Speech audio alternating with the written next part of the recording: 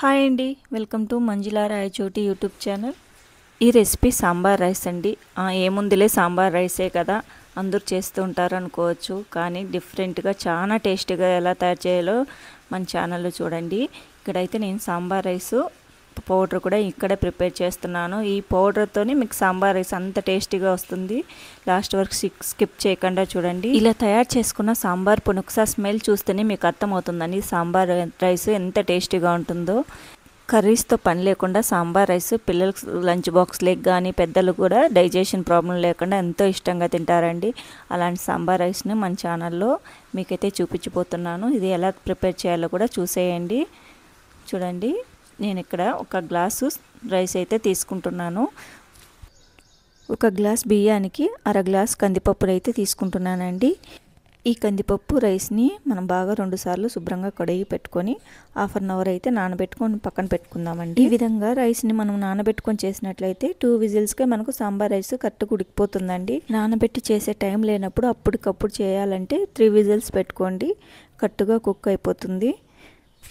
అదేవిధంగా మనం బియ్యం నానబెట్టుకున్నప్పుడే చింతపండును కూడా ఇక నిమ్మకాయ సైజ్ అంతా చింతపండుని తీసుకుంటున్నానండి. దీన్ని కూడా శుభ్రంగా వాష్ చేసుకొని నానబెట్టుకుంటున్నాను. ఇది కూడా మనం రైస్ నానబెట్టుకున్నప్పుడే నానబెట్టుకుని పక్కన పెట్టేసుకుందాము. ఇక్కడ సాంబార్ రైస్ కోసం నేను ఏమేమి కూరగాయలు తీసుకుంటున్నానో ఒకసారి చూసేయండి.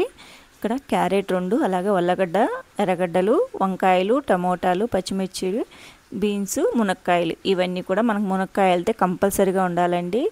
ఇవైతే మనం ఈ విధంగా అన్నీ కట్ చేసి పెట్టుకొని రెడీ చేసి పెట్టుకోవాలి. కట్ చేసి పెట్టుకున్న వంకాయ అలాగే ఉల్లగడ్డ ముక్కలు ఈ విధంగా నీళ్ళల్లో వేసి పెట్టుకోండి, లేదంటే ఇవి కలర్ నల్లగా మారుతాయి. ఇప్పుడు కుక్కర్లో కొద్దిగా ఆయిల్ వేసుకోవాలి.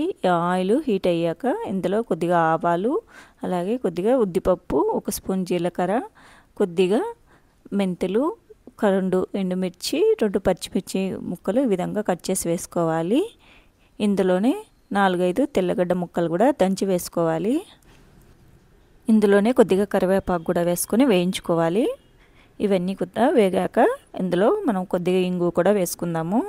ఇంగువ సాంబార్ రైస్కి చాలా మంచి టేస్ట్ ఇస్తుందండి. ఇంగువ అయితే ఖచ్చితంగా వేసుకోండి. ఇప్పుడు ఈ పోపులోనే మనం అన్నీ కట్ చేసి పెట్టుకున్న కూరగాయలు ఇందులో వేసుకొని వేయించుకోవాలండి.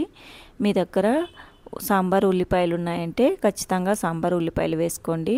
లేనప్పుడు ఈ విధంగా ఉల్లిపాయలను కొద్దిగా పెద్దగా ముక్కలుగా కట్ చేసి వేసుకోండి.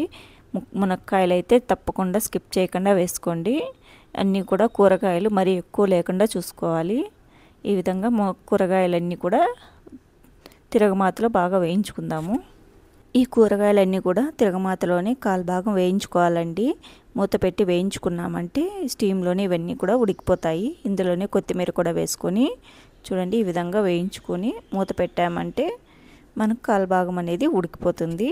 చూడండి, సాంబార్ రైస్కి మనము ఇక్కడ ఎన్ని కూరగాయలు తీసుకుంటామో అన్ని మాత్రమే తీసుకోవాలి. మరి ఎక్కువ తీసుకున్నా కూడా మనకు టేస్ట్ అనేది మారిపోతుంది. ఇక్కడ పసుపు, అలాగే ఉప్పు, 1 స్పూన్ సాంబార్ పౌడర్ వేసుకుంటున్నానండి. ఇక్కడ నేను 1 స్పూనే సాంబార్ పౌడర్ వాడుతున్నాను. ఇక్కడ నేను 1 స్పూన్ మాత్రమే సాంబార్ పొడి వాడానండి. నేను చివరగా మళ్ళీ సాంబార్ పొడిని అయితే వాడతాను. అది ఏ విధంగా అనేది మీరు వీడియోని స్కిప్ చేయకుండా చూడండి. ఇప్పుడైతే కూరగాయలు భాగం ఉడికిపోయాయి కదా, ఇందులోనే మనము నానబెట్టుకున్న రైస్నంతా ఇందులో వేసుకొని ఒకసారి వేయించుకుందామండి. ఒక 2 మినిట్స్ ఈ విధంగా వేయించుకొని మనము ఈ రైస్కు కొలతగా తీసుకున్న వాటర్ని ఇందులో వేసుకోవాలి. ఇక్కడ నేను 1 గ్లాసుకు 3 గ్లాసులు నీళ్ళు తీసుకుంటున్నానండి. ఇక్కడ నేను 4 గ్లాసులు వాటర్ అయితే వేసానండి. ఇప్పుడు కుక్కర్ అయితే మూత పెట్టేసి 3 విజిల్స్ పెడుతున్నాను. చూడండి, ఇప్పుడు మనకు రైస్ అయితే ఎలా ఉడికిందో. సాంబార్ రైస్ అయితే కరెక్ట్గా కుక్ అయిందండి. చూడండి, కలిపితే మనకు మెత్తగా ఏ విధంగా ఉడికిపోయిందో. ఇప్పుడైతే మనం ముందుగా నానబెట్టుకున్న చింతపులుసు కూడా ఇందులో వేసేసుకోవాలి. ఇది కూడా మనకు ½ గ్లాస్ చింతపులుసు అయితే ఉంటుంది కదండి. ఇప్పుడు ఇంకా మనకు సాంబార్ రైస్ లూజ్గా కావాలి, లేదంటే ఇది చల్లారాక గట్టిపడిపోతుంది. కొద్దిగా చల్లారినా కూడా గట్టిపడిపోతుంది. తిరగమాతలో 1 స్పూన్ అయితే సాంబార్ పొడి వేసాను కదండి. ఇక్కడ అయితే 2 స్పూన్లు సాంబార్ పొడి వేస్తున్నాను.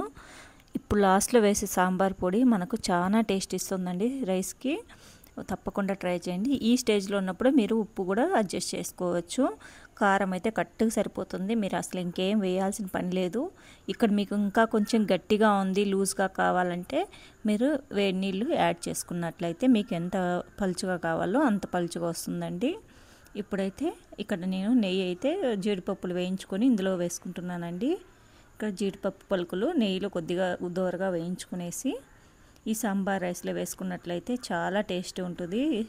మీకు జీడిపప్పులు ఇష్టం లేకున్నా కూడా ఈ నెయ్యి అనేది చివరిగా యాడ్ చేసుకోండి, చాలా బాగుంటుంది సాంబార్ రైసు. మీకు ఈ సాంబార్ పొడి ఏ విధంగా చేసుకోవాలనేది కూడా ఇక్కడ మీకు వీడియోలో చూపిస్తున్నాను. దాని తగ్గట్టుగా సాంబార్ పొడి చేసుకోండి, చాలా టేస్టీగా ఉంటుంది సాంబార్ రైస్ అయితే. తప్పకుండా సాంబార్ పొడిని అయితే మిస్ అవ్వద్దండి. ఇక్కడ నేను 2 స్పూన్లు ధనియాలు, 1 స్పూన్ మెంతులు, 1 స్పూన్ మిరియాలు, అలాగే 1 స్పూను జీలకర్ర, కొద్దిగా ఎండుమిర్చి, కొద్దిగా ఎండు కొబ్బరి, అలాగే కందిపప్పు 1 స్పూను, శనగబ్యాలు 2 స్పూన్లు, అలాగే కరివేపాకు కొద్దిగా, ఇవన్నీ కూడా బాండీల్లో దోరగా వేయించుకోవాలి. బాగా లో ఫ్లేమ్లోనే బాగా వేయించుకోవాలండి. ఇవి వేయించుకొని చల్లారాక మిక్సీ వేసుకోవాలి. ఈ మసాలా దినుసులన్నీ కూడా లో ఫ్లేమ్లోనే వేయించుకోవాలండి, లేదంటే తొందరగా మాడిపోతాయి. ఈ విధంగా వేయించుకున్న వాటిని చల్లారాక మిక్సీ జార్లో వేసుకొని అందులోని కొద్దిగా ఉప్పు అలాగే పసుపు కూడా వేసుకొని మెత్తగా గ్రైండ్ చేసుకోవాలి.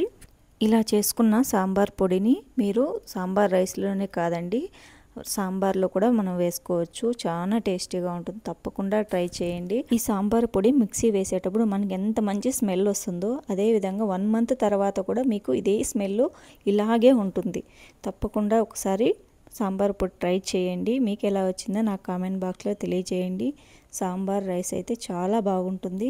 మీకు ఎలా వచ్చిందో నాకు కామెంట్ బాక్స్లో తెలియజేయండి. మీకు ఈ వీడియో నచ్చినట్లయితే ఛానల్ని లైక్ చేయండి, షేర్ చేయండి, అలాగే ఛానల్ని సబ్స్క్రైబ్ చేసుకోండి. బెల్ ఐకాన్ క్లిక్ చేసినట్లయితే మన ఛానల్లో ప్రతి ఒక్క వీడియో మీకు నోటిఫికేషన్ వస్తుందండి. ఈ సాంబార్ రైస్కు బెస్ట్ కాంబినేషన్ ఈ మిక్చర్ అండి. అప్పడం వడియాలతో కూడా తినచ్చండి. కర్రీ అయితే అస్సలు అవసరం లేదు, అంత టేస్టీగా ఉంటుంది. పిల్లల లంచ్ బాక్స్లకు కూడా చాలా ఈజీగా ప్రిపేర్ చేయగలుగుతారు.